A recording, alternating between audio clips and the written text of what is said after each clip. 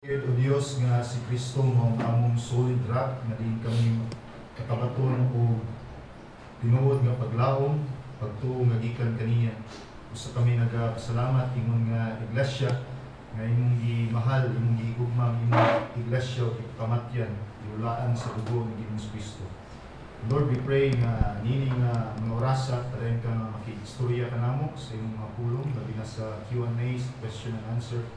We pray that may you continue to give wisdom, knowledge, and understanding si Pastor Noel Espinosa as he explain to us more deeply sa imong mga pulong o Diyos. And we pray that may you continually be in our midst and may you help us, Lord, nga tagaan mi nimo kasing-kasing na ipagpaubos, na humility, malinawaton diha sa imong mga pulong Ginoo.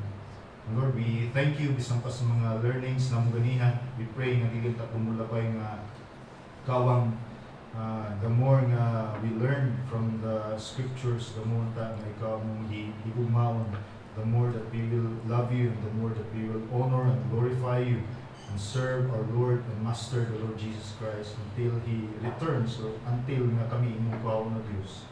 Lord, continue to edify your people, your church, as we continually know you, pinagi sa imong mga pulong, ginamit ng imong servant, ang alagad sa Pastor Noel Espinosa. We commit you this time, O God, continue to be glorified in our midst. We pray in Jesus' name. Amen.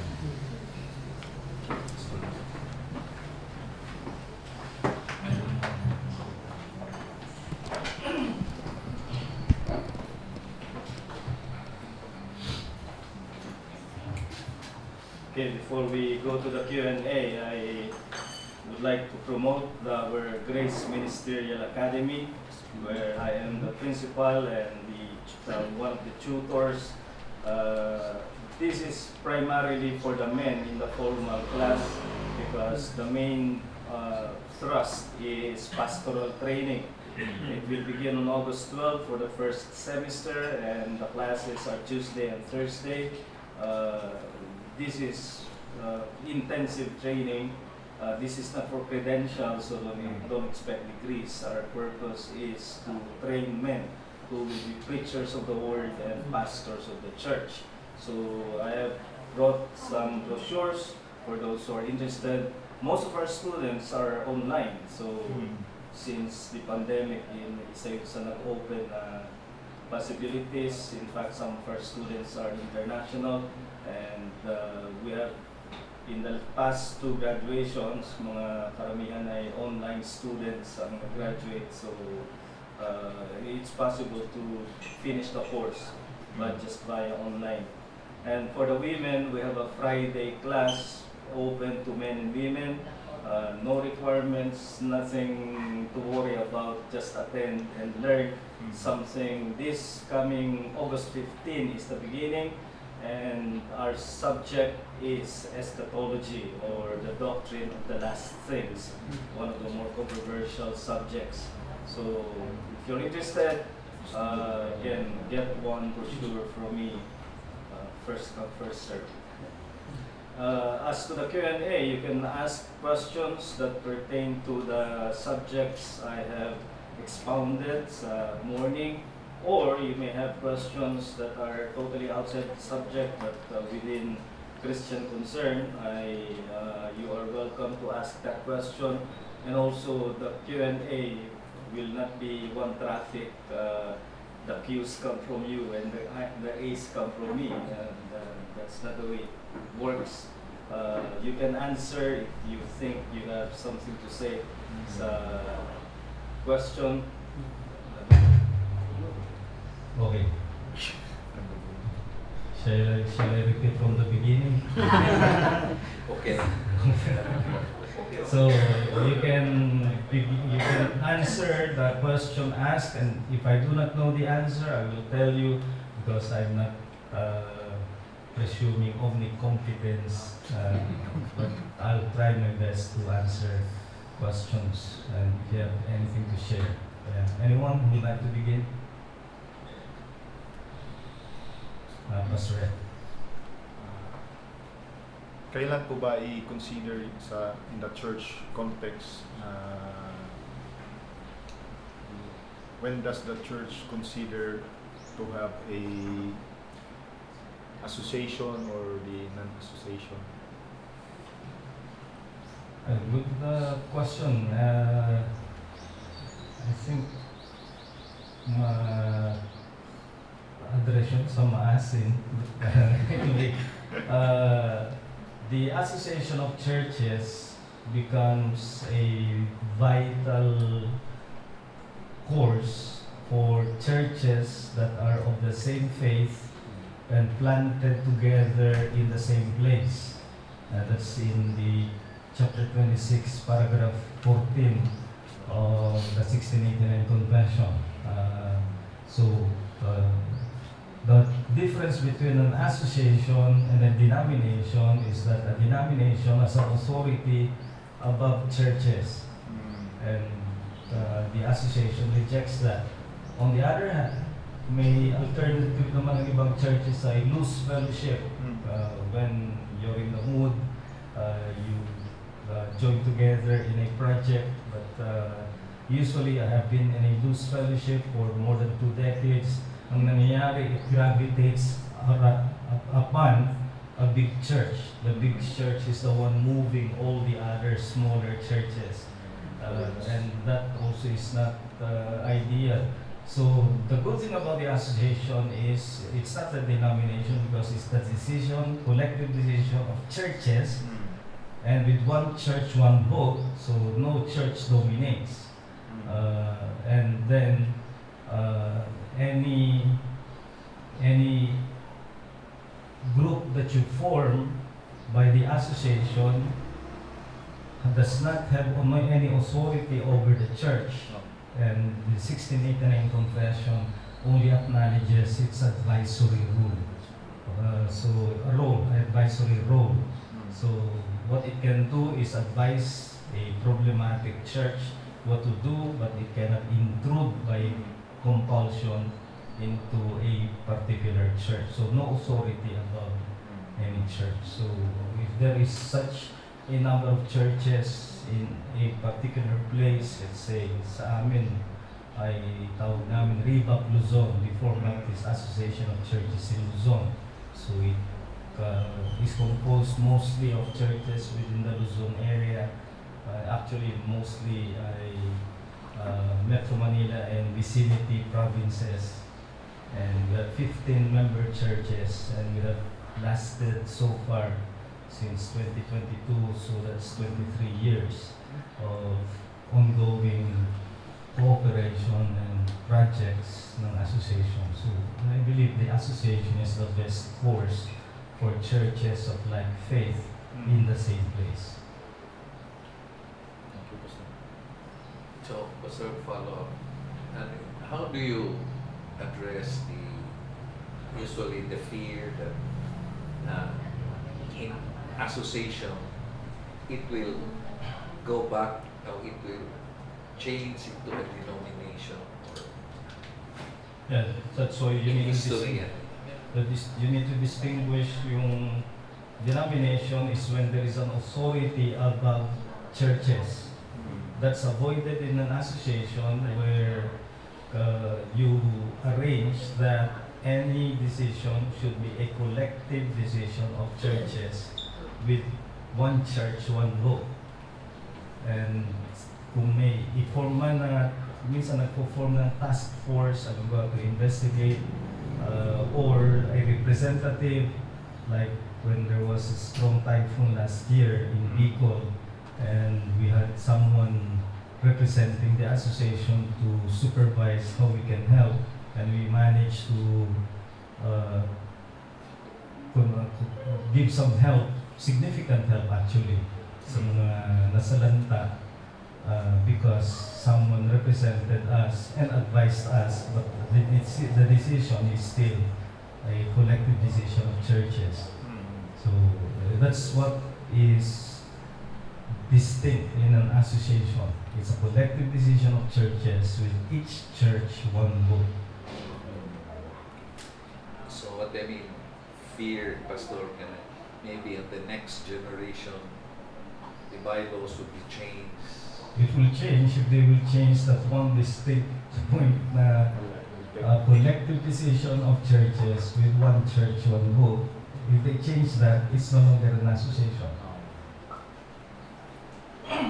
So, Pastor, we would like to have some of the bylaws of the Bylaws. association. Yes. Yeah, you can Send. ask. I'm not presently. I'm not the moderator. I was the first moderator. Moderator ang tawag namin doon sa because his function is to be the moderator. Sino ngayon, Pastor? Ngayon is Pastor Manny Avena, Okay. but that will change. We change it every year Every year. para no one personality will dominate. So at the first year of the association, I was the moderator, but since then, I have not been the moderator again. So we will have an idea, Pastor, Yes, as a uh, basis for our. If you remind me, I'll tell Pastor Manny to send you. Thank you. Yes. My question po ako, Pastor, about sa church membership. What if a person profess na Christian siya, he knows the gospel very well, pero hindi niya alam kung kailan siya na-convert? Well, it's not necessary to know the date, and as a matter of fact, such is the work of the Holy Spirit that usually a person just knows he is converted without knowing when he was converted. Now, there are people who are converted and can tell when the date is. I can tell when my date of conversion was. Pero it's not an imperative for a true conversion. A true conversion is where you know you have been translated from the kingdom of darkness to the kingdom of light. In other words, you see the changes in your life, and the only explanation is that you were converted. So it's not so much the date, the when of conversion, it's the fact of conversion that we are after. Kapag mayroong applicant for membership, hindi namin tinatanong yung date. Tinatanong namin kailan nagkaroon ng mga changes sa'yo na you can say you are now converted. So we can see what influences were used. Pero as to the date, yan ay product ng decisionism. Yung decisionism ang nagsasabi na repeat after me yung prayer of acceptance, and after the acceptance, the soul winner himself gives the assurance. Kaya eksaktong date lang alam niya. Pero ang nangyari lang talaga ron ay formulated decision, and many formulated decisions are false conversion. Not all, but many are.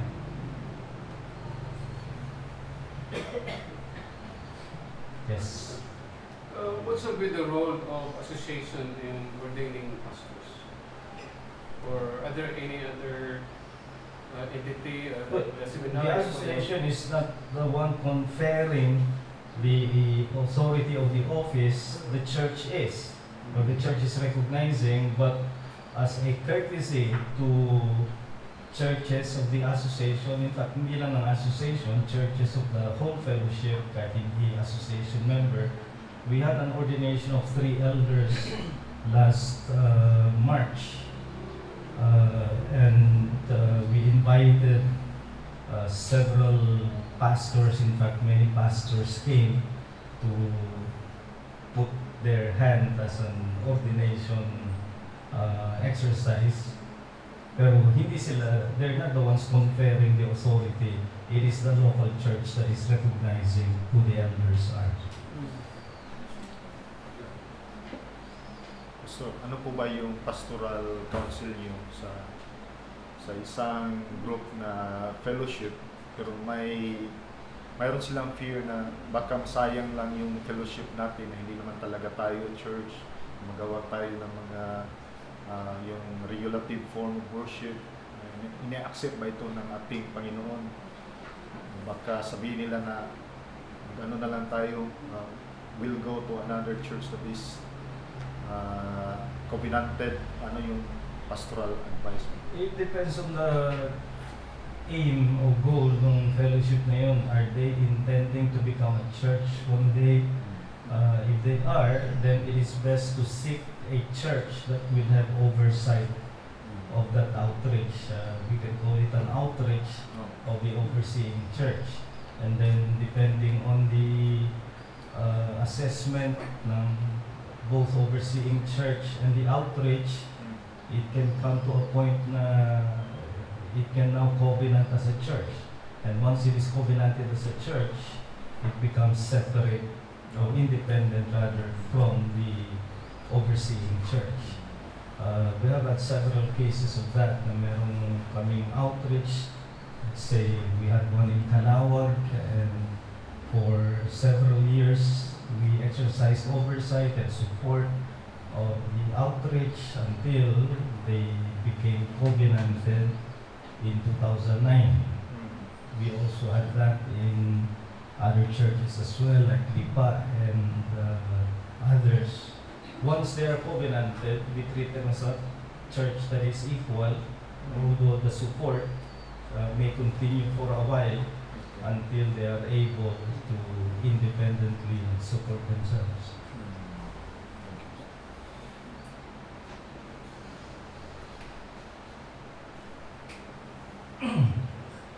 Going back to the Yeah. first question of Pastor regarding the conversion, because some would say that regeneration is instantaneous. Is it good to, what is your position to say that regeneration and conversion, because some would say that instantaneous regeneration, but the conversion could be protracted or long-term? No, instantaneous both ang regeneration and conversion, because regeneration is the divine sight.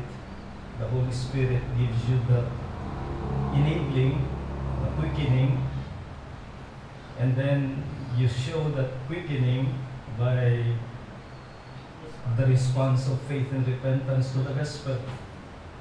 But in both cases, many Christians do not know when it happened. It's instantaneous, but it's not necessary that you know when the instance is. Pero hindi pwedeng magkahiwalay na the Holy Spirit regenerates you today and the next Sunday is the conversion. When you are regenerate, you are converted as the human side of regeneration. So the statement, Pastor, na long yung conversion mo is wrong. Yeah, it's wrong if you refer to conversion from the time that you became a believer, from an unbeliever to becoming a believer. That's instantaneous, meaning at a certain instance that happens. Many do not know when that instance is, pero it's instantaneous. Now, many times, sa perception natin, it takes a protracted process because we do not immediately become conscious of a change in us. Minsan ay napapansin na lang natin na we now love the Word, we now love to worship. So you ask the question, what changed? You cannot pinpoint the particular instance when it happened, but yun ang sinabi ko kanina, it's not the date that matters, but the fact that you are converted.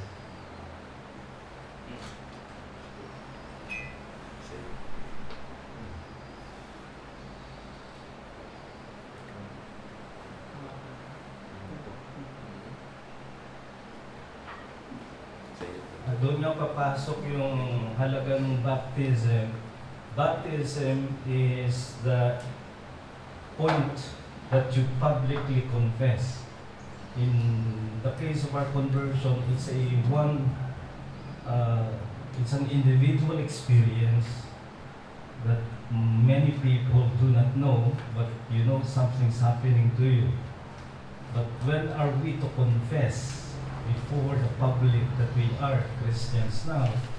The New Testament way of confession is baptism. Doon, alam mo yung instance kung kailan ka nabaptize. Malimutan mo man, may magsasabi sa'yo, ganitong araw kita binaptize.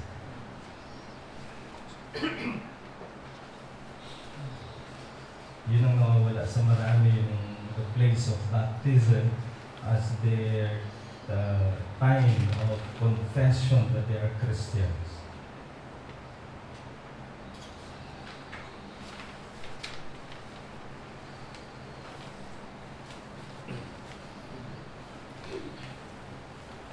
Question? Sige na, sige. Yes. Pastor, ako po, agree po ako that church membership is important kasi it was God who, it is the will of God para sa mga believers. Kanina po na-mention mo that there is no perfect church membership. Yeah, that there was no perfect membership. I am just entertaining these thoughts po. Like for example po, Pastor, at what extent po ba can a member withdraw his membership sa church na yun? To what extent? Kumbaga, Pwede siya mag-resign kung wala siyang kaso, ibig sabihin there is no censurable offense and he decides to resign. I said kanina that the membership is voluntary. It's voluntarily pledged. Voluntary means that he can also volunteer to resign. Hindi siya pwedeng hawakan na hindi pa pwedeng mag-resign. Kung wala siyang censurable offense. Ngayon, kung may censurable offense siya, tapos gusto niya mag-resign para hindi siya mapatawa ng censure, that's a different case. Because in this case, he cannot resign with goodwill. He is trying to escape from the censure, and the church must censure him if he has a censurable offense.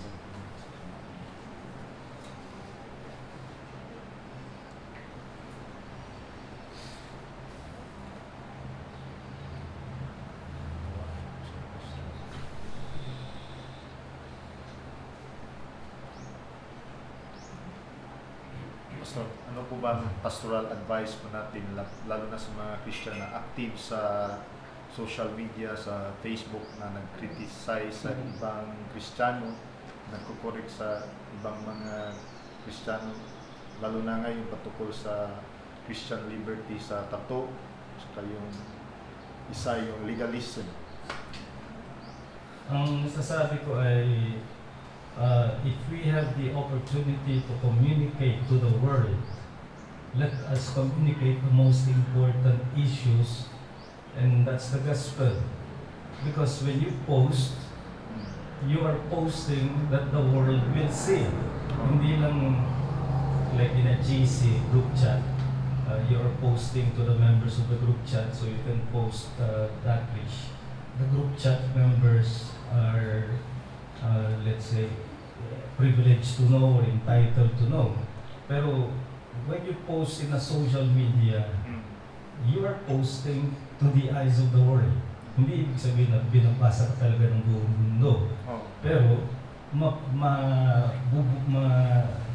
bukas yan sa buong mundo. At kung nakikita ng mundo, itong mga Kristiyano, wala nang ginawa kundi mag-awit tungkol sa tattoo. Kung mag-away tungkol sa theonomy o sa post-millennialism. Naglagay ako ng post niyan noon, sinasabay ko yung ganyang attitude dahil we should not do that in the eyes of the world. We have to dispute on matters of doctrine. Let us create a social media for Christians only. And there, pwede tayo mag-post, pero pag nakikita ng mundo, ang dapat marinig sa mga Kristiyano ay yung pinakamahalaga and the most important is the gospel.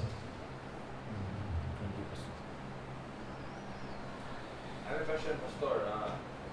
Because you said the church is the preeminent authority above all authorities, institutions instituted by men or by God. Like for example, the family as an authority, the Father is both Lord and No, I did not use the word preeminent authority.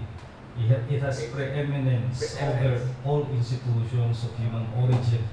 So preeminence means the first in importance, not the first in authority. For example, over children, the church has no authority above the parents. My word is, the covenant's word, the church has preeminence over all institutions of human origin.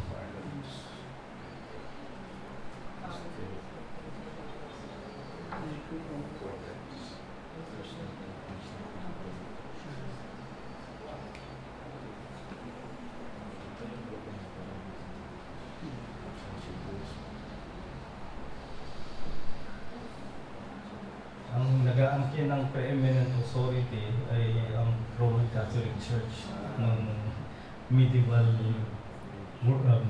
age. Ay silang nagkokontrol ng lahat ng bagay, pati scientific matters pinakailaman nila, di ba? They put Galileo under the Inquisition because he thought that the earth was revolving around the sun. And the church teaching was that the earth was the center of the universe. And they put Galileo under house arrest for that. 350 years later, Pope John Paul II formed a commission to reinvestigate the matter during the 350th year of Galileo's trial. And 9 years later, they issued a public apology. But in my mind, how did it take you 9 years to see that you were wrong? Anong ina-investigate nyo? Teka, yung mundo pa talaga ang nasa gitna? O yung, it was so obvious, they did not need 9 years to issue an apology because they were obviously wrong. Pero yun ang preeminent authority na in-exercise nila. Pati yung paghati sa mundo between Spain and Portugal, sino ang colonize, napunta tayo sa Spain dahil si Magellan, isang Portuguese, hindi pinayagan ng kanyang hari, pumunta siya sa Spain. At kaya tayo napunta under Spain, was nalagay tayo dun sa bahagi ng mundo na inilagay ng Papa para sa Espanya, yung kalahati ay para sa Portugal.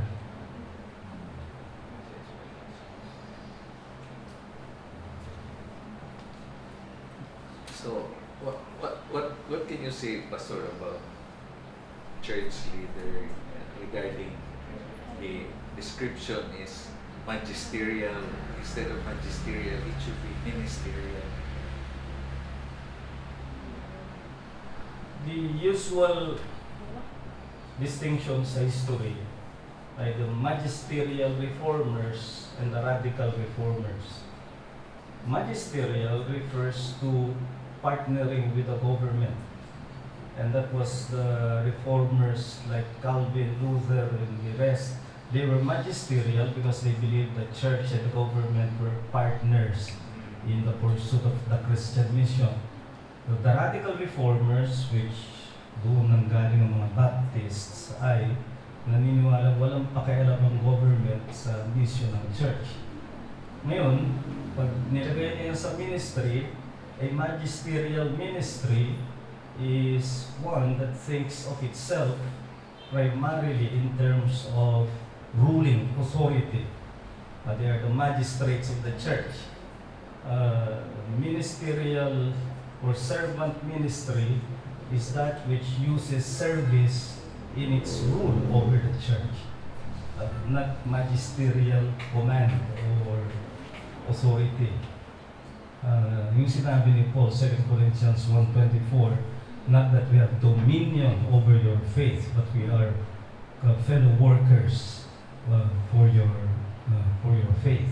So his perception of his ministry is not magisterial. In fact, yung word na ginamit niya, despotes, where we got the word despotic.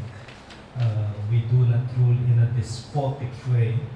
but rather we do not exercise dominion. We are fellow workers with the members of the church. But we are given the rule of the word. So hindi tayo pwede mag-exercise ng anumang rule na hindi nasa word. Pero pag nasa word, yun ang ginagamit natin. When we preach, when we teach, hindi pinagbobotohan ng preaching, hindi pinagbobotohan ng teaching, dahil salita ng Diyos yan sa kung pagbobotohan. Ngayon, kung bibili ba ng lote, bibili ba ng ganitong bagay, gagamit ng pera ng church, mas magandang pagbotohan kaysa i-impose lang ng leader or pastor ng church.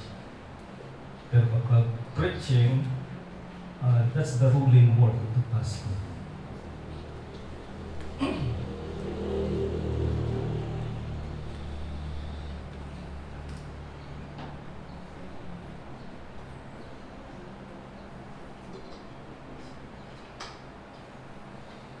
have a question. What is the role of the church concerning the civil government? Well, we are still citizens. Yung members ng church ay citizens of the country in which they are living, and therefore they must submit to the powers in authority. That's what Paul said in Romans 13:1 following, also in Titus 3:1 and following. Now we submit, but the government must not intrude into church matters, like what doctrine, what government the church will exercise. Walang panghihimasok dapat o pakialam ang gobyerno sa mga panloob na gawain ng iglesia. Again, that's not what happened during the magisterial reformation. The government exercised rule over matters of the church, and vice versa. The church in the form of the Roman Catholic Church ay nangihimasok sa mga bagay na civil affairs. It's the Baptists who put forth the principle of separation of church and state, and it was first implemented when America became independent. Give to Caesar what is Caesar and give to God what is God. Who will determine what is Caesar? The Bible does. So, alam naman natin ng function ng ni Caesar, the government. Sinabi yan ni Paul, matters of social or matters of justice in society, and punishment of evildoers, and the decency and order in society. These are matters for government to implement laws. Wala yun sa church. So, you give to Caesar the things that belong to Caesar. Di ba, ang ginawa ng Panginoon doon ay naglabas muna siya ng coin. And then somebody showed him the coin. What does Jesus intend by asking that? It shows that the people were benefiting from Caesar. Meron silang coin. They could transact business and they could have currency issued by Caesar, and therefore it is only right that we return to Caesar in forms of taxes and civil obedience, what is owed to Caesar, that is owed to the government, but government has no right to intrude into matters of the church. So hindi dapat gumawa ng laws na sinasabing for Christians, or dahil walang panghihimasok ang pamahalaan sa mga bagay ng iglesia.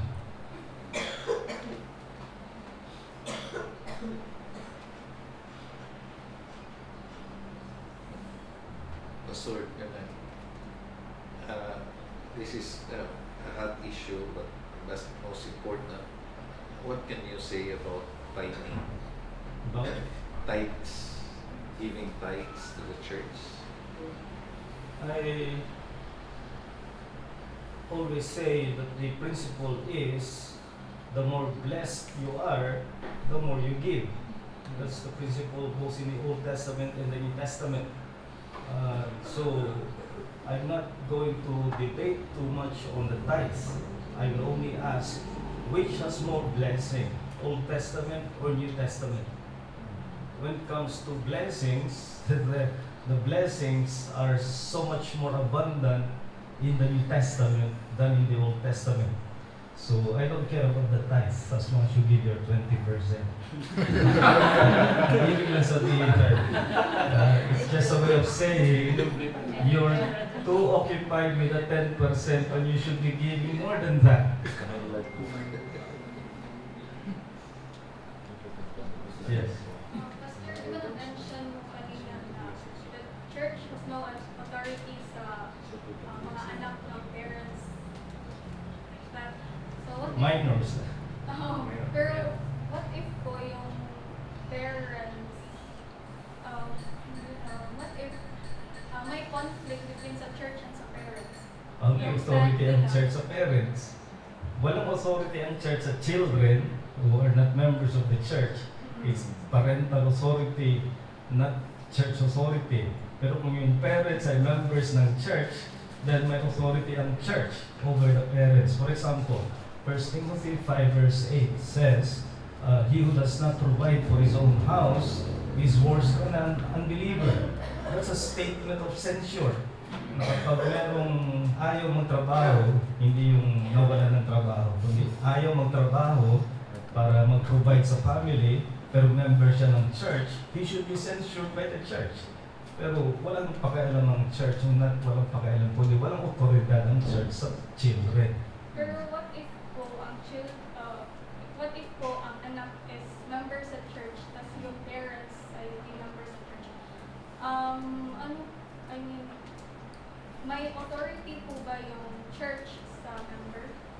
Yes, may karaniwan yan, ang child na nagiging member ng church ay nasa tamang gulang na. Now, if kung minor pa, ang ginagawa ng aming church ay humihingi kami ng permission from the parents to baptize the child kung siya ay, let's say, teenager pero minor pa rin. We ask the parents permission in writing na bigyan ng permission na mabaptize at maging member ng church, which includes the authority of the church over the child in matters that pertain to church covenant. Pero what if, Pastor, if ang member is adult na, tas may conflict pa din yung stance sa parents at sa church? O gano'n pa rin, kung ang parents ay hindi members, ang child ay member, may authority lamang ang church sa kanyang members. Wala siyang authority kahit may relation ang member niya sa iba na hindi naman member ng church. The church has no authority over non-members. What if the conflict is about work? The parents wanted the member sa church na anak niya to go abroad or work somewhere else. Then the church, Well, in that case, I would presume that child is an adult. Dahil mamimili na siya ng job. And it should be the child's voluntary decision as to what job he or she is to opt for, hindi ang parents. Kung siya ay nasa tamang gulang na. And the church, kung member ang child doon, the church can advise even against the parents' will, because we respect the freedom of an adult individual to make his own choice. Pero may gusto ba yung church if ever yung member ay gusto mag-work abroad? Pwede siyang mag-advise, hindi siya, I think, matters of that nature. For example, sa decision ng isang church member, ang decision niya ay mag-abroad, and sa mga ganyang decision, dapat maghingi siya ng counsel not permission, counsel from the leaders of the church. And the leader may determine that he is choosing something, a place where his spirituality may suffer, and may advise the person not to do that. And I've done that many times, dissuade the person, pero I will not exercise censure kung ultimately pinili nung member na magtrabaho sa isang, let's say, a place where there is no church. I think it is a wrong decision, but it's a decision of an adult person that we cannot impose upon.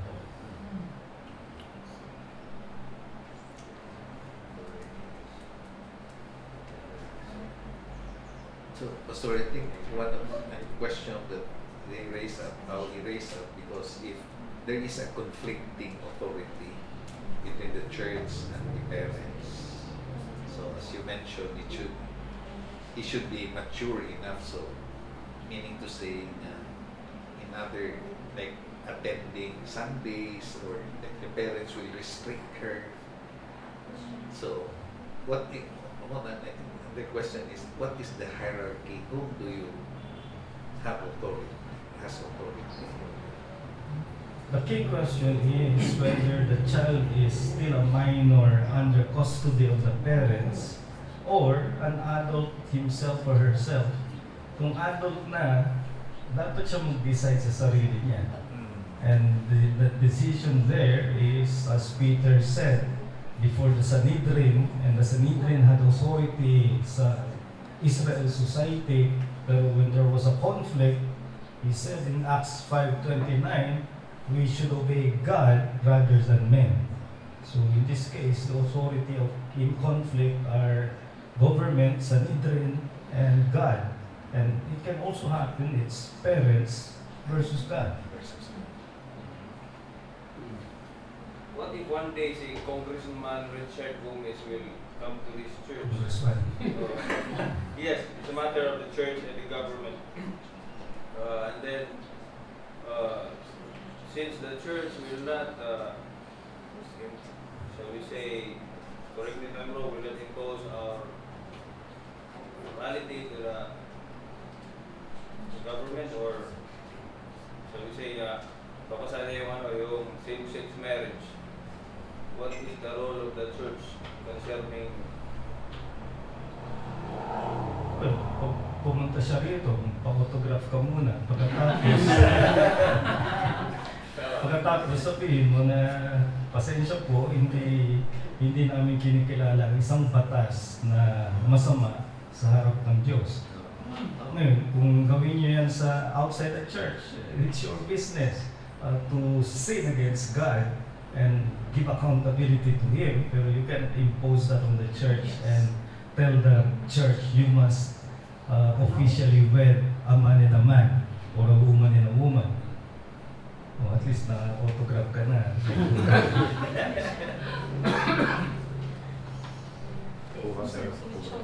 Ano ba ang position ng church if a member will marry an unbeliever? And what can you say for that? I heard, I don't know if it's true, merong pastor na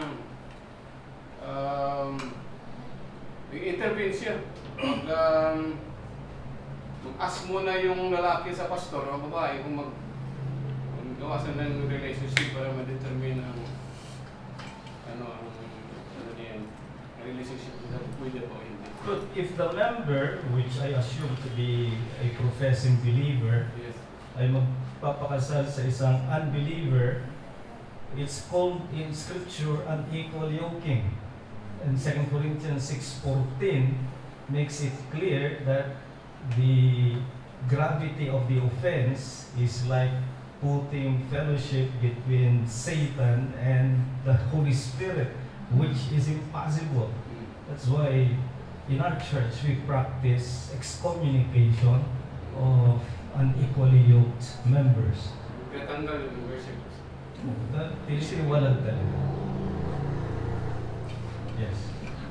Regarding po sa'yo, if ever po ba yung church, what if po yung member is pinupursue po niya,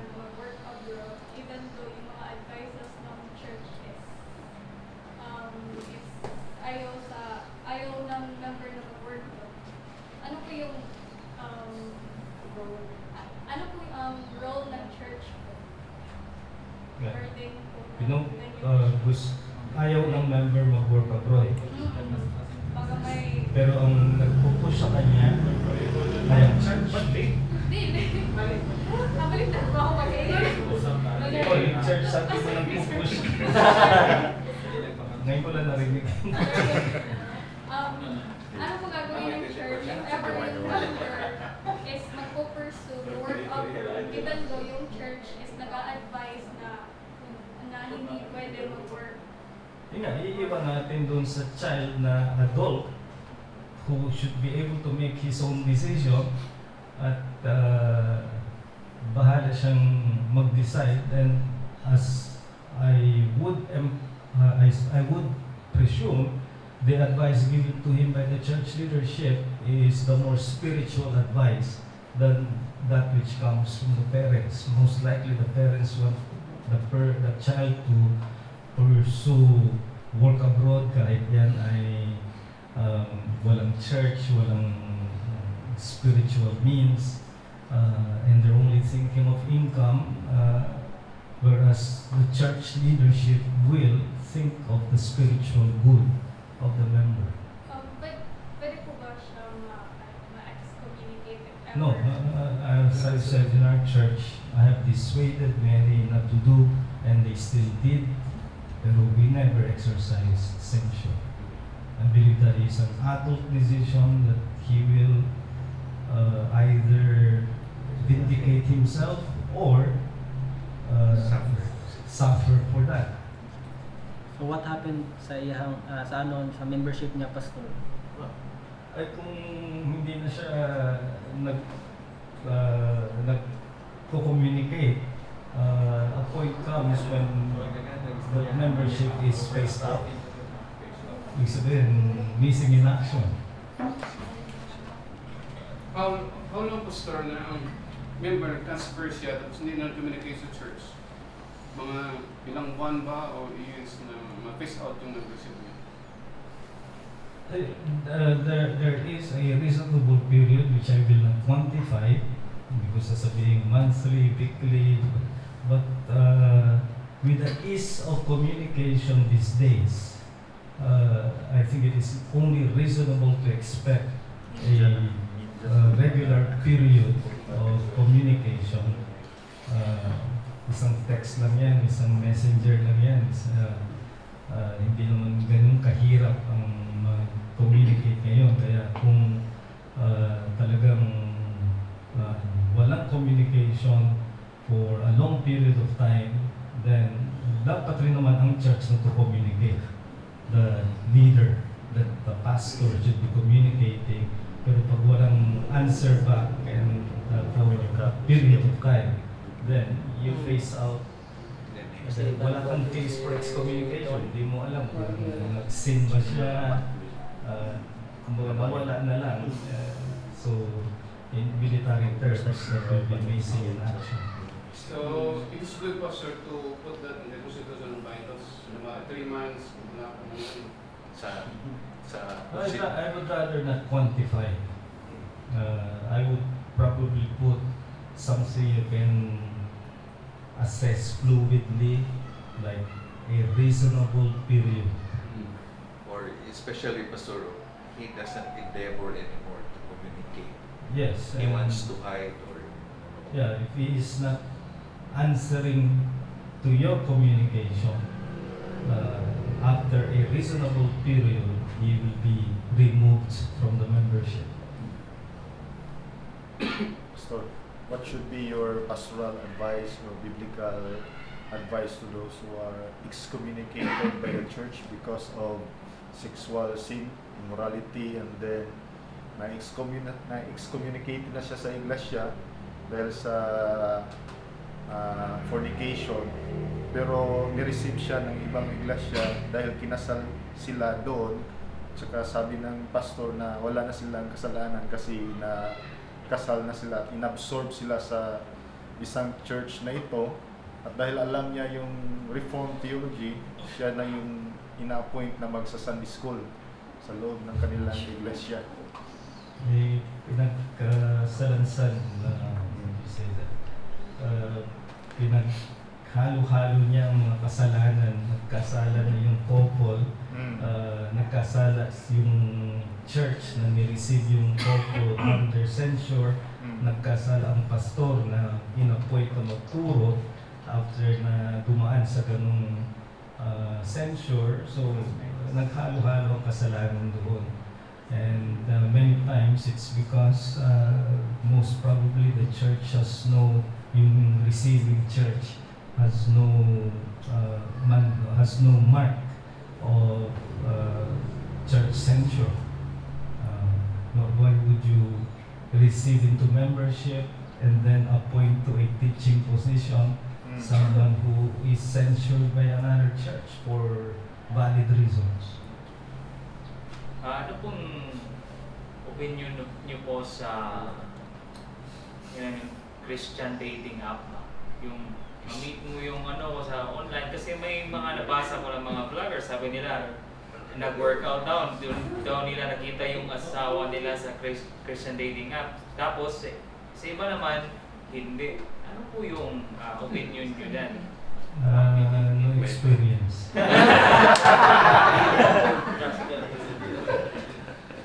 Kasi parang sa online na lang nila No experience.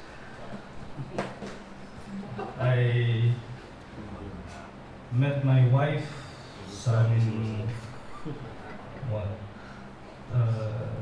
more than 40 years ago, and my eyes stopped.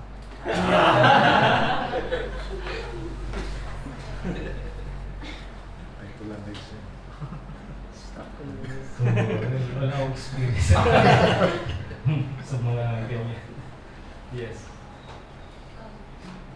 My question, sir, is related to sir's out to his question lately regarding relationship. Sabi mo po kanina, hindi mabuti sa isang Kristiyano na makipagrelasyon sa mga hindi naniniwala sa Diyos. Ang tanong ko po, if ever po ikaw reform, tapos yung isang tao na gustong mag-pursue or nagpo-pursue sa iyo is hindi reform, ano yung stand mo sa ganyang bagay? Like, ipupush mo ba? Tapos, second na tanong ko po, hindi binabawal, dali, ano po yung gagawin ng church if ever man yung isang reform na tao, you know, I get what you're saying. There's an unbeliever pursuing you, and Believer, parang ibang doktrina. up na naman. Hindi, parang Calvinian at saka Calvinist ba? Nagkapulin laban. Oh, yes. The rule lang sa 1 Corinthians 7:39 is you are free to marry in the Lord. Hindi naman sinabi ka lang reformed or basta the person, doon natin makikita yung halaga ng universal church. If he's a Christian, you already are united to him or her spiritually, and if you want to become husband and wife, there's nothing wrong in itself. Now, as far as doctrinal allegiance is concerned, it is more advisable for the man to be reformed pursuing a non-reformed Christian, because pag nag-asawa sila, susunod yung woman sa man. Kaysa yung woman ng reform, tapos mag-aasawa ng charismatic, ay susunod siya sa man, sa charismatic church, with which we have little agreement. So yun yung practical. Pero in terms of legitimacy, there's nothing wrong marrying another Christian of another persuasion. But sometimes, Pastor, that's why the church has a duty to recognize if that man is, or the intended to marry is really a Christian, to verify, to know if, because sometimes, usually, if ano lang sa messenger, mga ganun lang. Hindi ka sigurado. Oh, definitely. Yeah. Hindi lang yung church, kundi yung Christian mismo. Hindi lang dahil nagustuhan niya o nagmamadali na siya, late na. Kaya kung sino na lang ang mag-pursue, kailangan i-determine niya Christian ba siya talaga.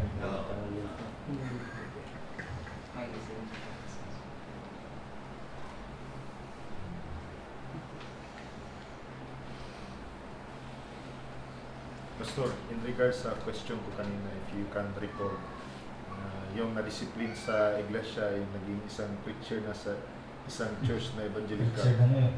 sa Sunday school nila, at saka ngayon gusto na siya bumalik sa dati niyang church na reform or magbigay ng letter na sana i-forgive na yung mapawalang bisa na yung disciplinary action sa kanya na excommunication. Ano po bang stand ng church? So, yung church ang mag-decide nun. I have no idea kung yan specific case. I have no idea of the factors involved. Pero decision ng church yun kung siya talagang nagsisisi na, nanunumbalik na. That's for the church to decide.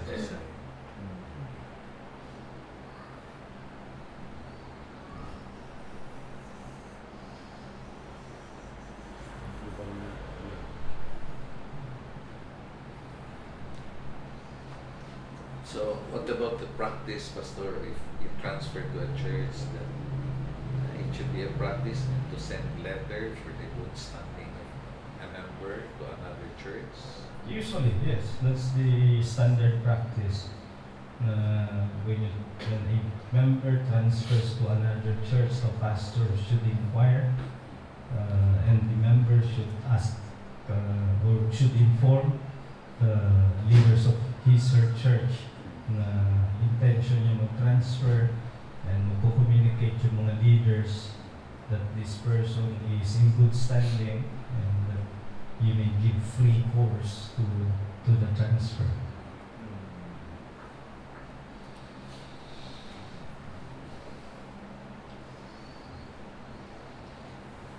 So, do you have members, Pastor, below the of age? Well, lately we have been baptizing some teenagers, children of members who have been attending the church for quite a long time. Pero teenagers, I baptized a 17 years old and a 15 years old.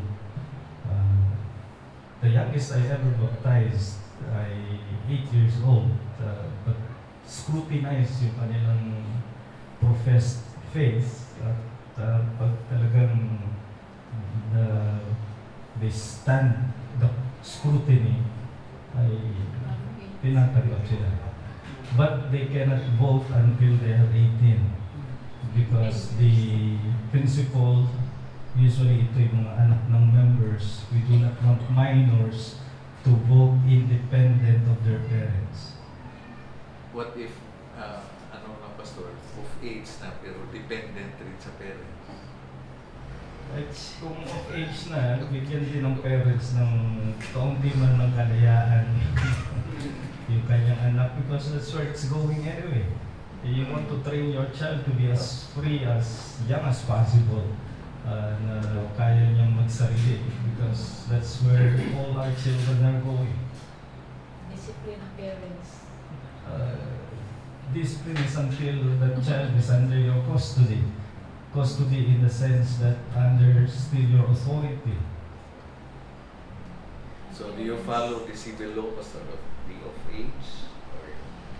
Or 18 ang plan namin because not because of the law but because we agree that that is when a child or one can become more adult sa kanyang status.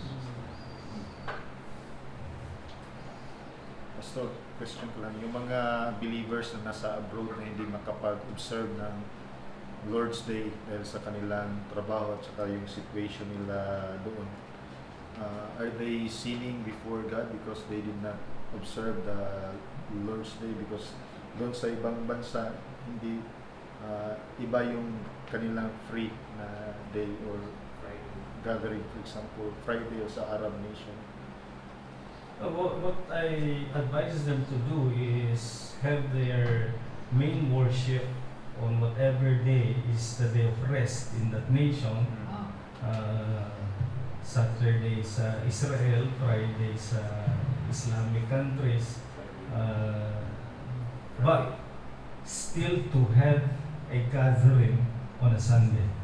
Maring gabi, yung after office hours, but they still use Sunday because I can argue from the New Testament that Sunday is really the day that the Lord has consecrated for the purpose of the gathered church.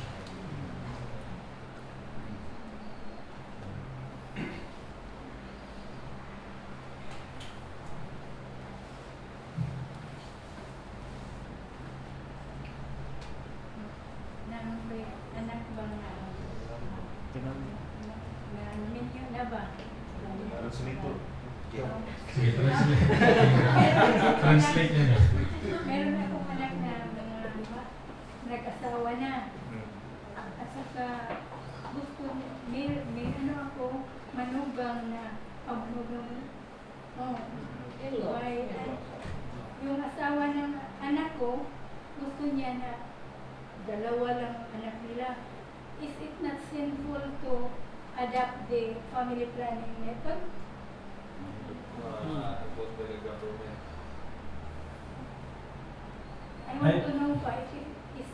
As long as it is not abortive fashion, meaning it does not result in the aborting of an embryo where there's already the sperm and the egg joined together, because that's when it becomes a real zygote by both scientific and from scriptural standpoint.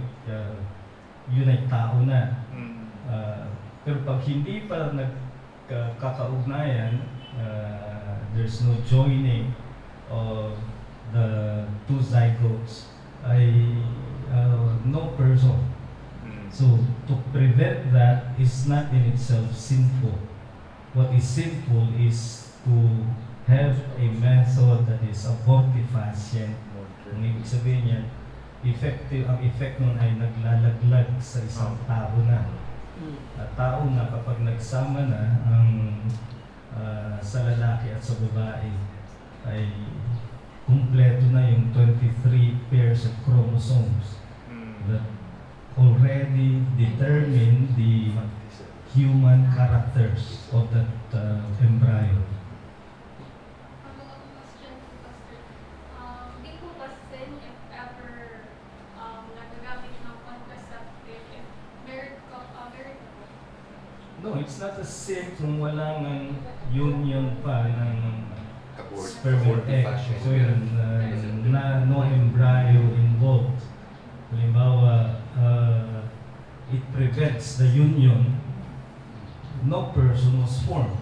Pero kung nag-join na, tapos gumamit ng paraan to destroy the joint zygotes, the embryo, then it is a killing of a human person. Yung seed po sa Old Testament na mayroong yung seed niya, nilaglag niya po, hindi niya. Kalimutan ko sinong pangalan. Ang sin doon ay the sin of violating the law of the levirate.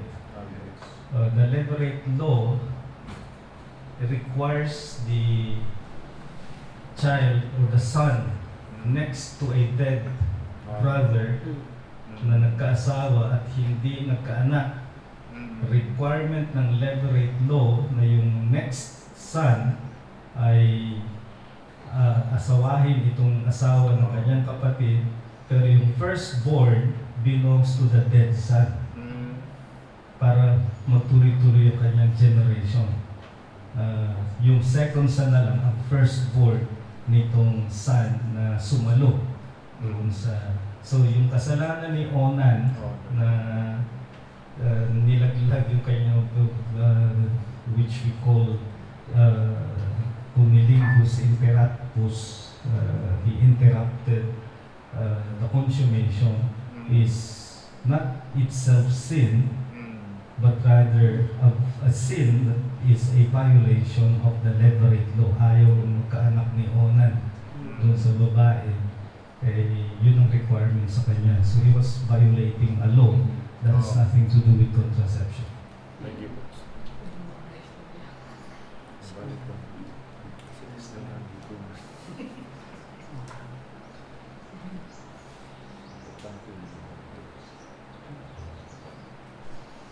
Other questions? So pwede nyo i-google yung levirate law. Makikita nyo yung arrangement doon. O AI. Baka may AI yung prayer din, Pastor. Yun yung naging... I do not endorse AI-produced sermons, nor AI-produced prayers. I believe in consulting AIs for research purposes, pero you must not have a sermon that's from AI or a prayer that's from AI. Whatever the AI produces, it's not prayer, even though it may be a prayer better than yours. It's still not a prayer of a being with a soul.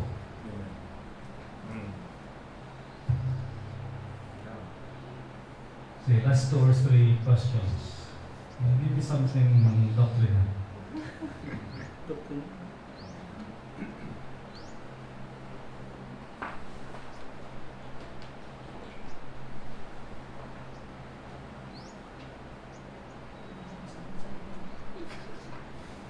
Pastor, ano po yung stand nyo sa ano? Kasi one time na nakita ko po sa preaching nyo regarding po sa kay Adam, yung covenant of works.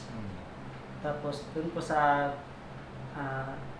last na conference, tinuturo din nila yung sa pananahidan is yung federal creation mandate. Ano po yung stand nyo? Yung covenant of works at saka yung federal covenant mandate po. Federal creation mandate.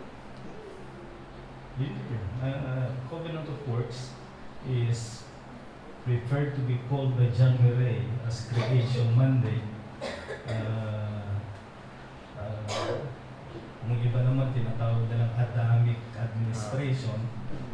Pero it's the same that God has made a covenant with Adam that he will represent mankind, and depending on how during the probation he will